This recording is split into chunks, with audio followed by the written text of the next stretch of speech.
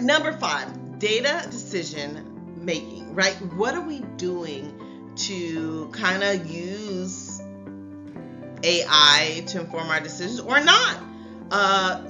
Many times what I've seen when I've gone to many schools is there's usually a misinterpretation of data, and sometimes our teachers struggle to analyze test scores and assessments, especially with assessments changing so much that we're trying to say, okay, what does this mean for our students? Is it apples to apples? Are we apples to oranges? Are we comparing this year to last year? Are we comparing new students to older students? What is the data, and how do we use that to inform our instruction? And I think because we're always saying it, really thinking about data is crucial, but being on the same page when it comes to data, results, test scores, and that can be overwhelming for not only teachers, but the coaches at the school. Make sure they're on the same page with the principals, who sometimes struggle with analyzing and understanding their own data.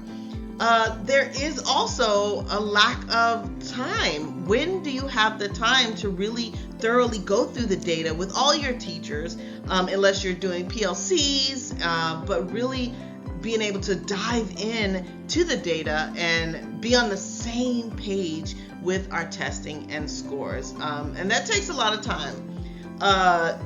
Some educators, some of our teachers, and some of our coaches worry that we're focusing on data too much, that we're focused on standardized tests too much, and they for sure can be right. And we're seeing a large pushback from teachers like, look, we're doing what we can, but not really looking into the data to where we can identify what piece do we need to work on to move forward. And I do see sometimes where teacher guidance is crucial, but again, being on the same page with the district, being on the same page with the school, the principal's on the same page, the coaches on the same page, and the teachers are on the same page. That has been rare. In going to different schools, I'm able to see some of these things.